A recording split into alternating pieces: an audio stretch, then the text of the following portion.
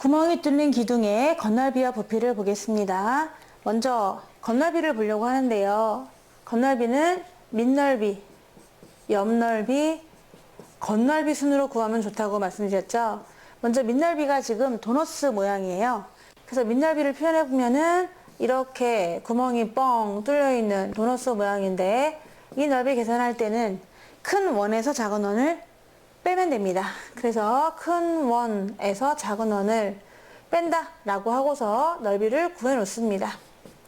옆넓이는요, 두루마리 휴지 생각하면 되는데요, 두 개가 있어요. 안쪽에 있는 요 딱딱한 부분에 건널비가 있겠죠. 딱딱한 부분도 잘라서 펼치면 직사각형 나오거든요. 요 건널비하고 또 겉에 있는 거하고 두 개를 더해 주셔야 돼요. 그러면 작은 기둥의 옆넓이를 구해주시는 거죠. 그래서 이 안에 있는 반지름을 내가 R1이라고 한번 해보도록 하겠습니다. 안에 있는 원의 반지름이 R1이면 이 길이는 이 둘레와 똑같거든요. 그래서 이 길이를 한번 구해보면은 반지름의 2배에다 파이 붙이는 거니까 R1의 2배에다가 파이를 붙여주시면 됩니다. 그래서 막 그려보면은 직사각형이 나올 거예요. 높이를 h라고 해볼게요. 높이는 h고요. 이 딱딱한 부분에 두루마리 휴지의 둘레는 반지름이 R1이니까 R1을 2배해서 파이 붙여줍니다. 2파이 R이 되겠죠. 자, 그럼 이 두 개를 곱해서 넓이가 나오게 되는 거예요. 옆넓이와는 안쪽에 있는 딱딱한 부분에 2R1 파이 곱하기 h가 되겠습니다. 자, 그리고 옆넓이가 겉에 술술 풀리는 휴지 부분이 있잖아요. 자, 그 부분은 또 이런 식으로 겉에 있는 휴지 부분이 넓이가 나오게 될 텐데, 그 가로 길이는 큰 기둥의 옆넓이가 되겠습니다. 이 빨간색은 이 원의 둘레랑 똑같게 되는 거예요. 그러면서 큰 원의 반지름을 내가 R2라고 한번 잡아볼게요. 밑에다가 얘가 R2다. 반지름 R2. 그러면 그 둘레의 길이, 요 호의 길이는 2배예요. R2를 거기다 파이를 붙여주시면 되는 거예요. 그래서 걔도 또 한번 그림을 그려보면은 얘랑 높이는 똑같을 거예요. 그런데 가로 길이가 조금 더 길긴 하겠죠. 더 원이 반지름이 크다 보니까. 그래서 이런 식으로 그려볼 수가 있네요. 얘 h는 똑같고요. 휴지가 풀리는 부분이기 때문에 ER2 파이가 되겠습니다. 그래서 얘네 둘을 더해 주셔야 돼요. 이제 휴지가 풀리는 부분은 ER2 파이, 요 반지름을 2배 하셔야 돼요. 큰 반지름을 2배해서 파이를 붙인 다음에 거기다 높이를 곱해주시면 되는 겁니다. 그럼 이쪽 부분은 안쪽에 있는 딱딱한 부분의 건널비가 되는 것이고, 이쪽은 바깥쪽 술술 풀리는 그쪽의 옆넓이가 되는 것이에요. 이렇게 해서 두 개를 빼서 밑넓이를 구해놓고 얘랑 더해가지고 옆넓이를 구해놔요. 그럼 건널비를 구할 때는 어떻게 합니까?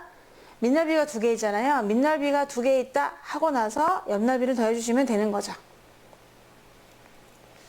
건널비 구하는 공식 알겠습니까? 건널비는 어떻게? 밑, 옆, 겉인데요. 밑넓이는 도너스 모양이에요. 큰 원에서 작은 원을 빼주셔야 되고요. 옆넓이는 2개가 있습니다. 뭐가 있냐면 안쪽에 있는 딱딱한 부분을 펼쳤을 때의 옆넓이가 있고, 또 휴지가 풀리는 부분을 펼쳤을 때의 옆넓이가 있는 거죠. 두 직사각형의 넓이를 합해줘야만 옆넓이가 되는 거예요. 건널비는 밑넓이 2개하고 옆넓이를 더해주시는 거죠. 이게 바로 건널비 구하는 공식이었고요. 부피를 구할 때는 얘도 기둥입니다. 도너스 기둥이라고 할 수가 있죠. 그래서 밑넓이 곱하기 높이라고 하면 되는데요. 밑넓이는 아까처럼 요 공식에 의해서 구하시는 거예요. 요거 2개를 빼서 이제 구하시면 되는 거니까 구할 수 있다 생각하고 밑넓이 곱하기 높이만 해주시면 되겠습니다. 그러면 여기 도너스 부분이 밑넓이가 되는 것이고요. 이거 곱하기 높이만 해주시면 그 도너스가 높이만큼 쌓여 있으니까, 도너스처럼 생긴 CD가 높이만큼 쌓여 있는 거니까 부피를 구할 수 있는 거죠. 이렇게 건널비하고 부피를 구해 보겠습니다. 6번이에요. 이런 입체 도형의 부피를 물어봤거든요. 근데 얘가 기둥이에요. 근데 겉은 사각기둥인데 안쪽에 삼각형 모양의 기둥이 뽕 빠져 있거든요. 그럼 그 삼각형 기둥을 뺀 나머지를 구하시는 건데, 방법은 2가지가 있을 것 같아요. 커다란 진유면체 부피에서 안에 있는 길쭉한 삼각기둥의 부피를 빼도 괜찮고요. 두 가지로 풀어보겠습니다. 첫 번째로 큰 사각기둥 부피에서 빼요. 안쪽에 있는 작은 삼각기둥을 빼는 거죠. 이 부피를. 근데 부피라고 하는 것은 밑넓이 곱하기 높이잖아요. 큰 사각기둥의 밑넓이는 가로가 5, 세로가 5네요. 그럼 밑넓이는 5, 5, 25. 25 곱하기 높이 6이고요. 삼각기둥은 밑넓이가 그림은 좀 잘 안 보이지만 이렇게 생겼어요. 얘가 직각이고요. 얘가 2cm, 2cm 써 있습니다. 그러면서 이렇게 삼각기둥의 모양이 생겼거든요. 그래서 밑넓이는 2 곱하기 2 나누기 2 삼각형이라서 밑변 곱하기 높이 나누기 2에서 2가 되는 걸 알 수가 있거든요. 높이는 6입니다. 밑넓이는 2 곱하기 높이는 6 해가지고 두 개를 통째로 빼도 괜찮아. 그럼 150에서 12를 빼는 거니까 138 되겠거든요. 이렇게 구해도 괜찮고요. 아니면 아예 그 삼각형 구멍 뚫린 사각형을 밑넓이로 한다라고 생각하는 거죠. 밑넓이 자체가 위아래 모양이 지금 똑같고요.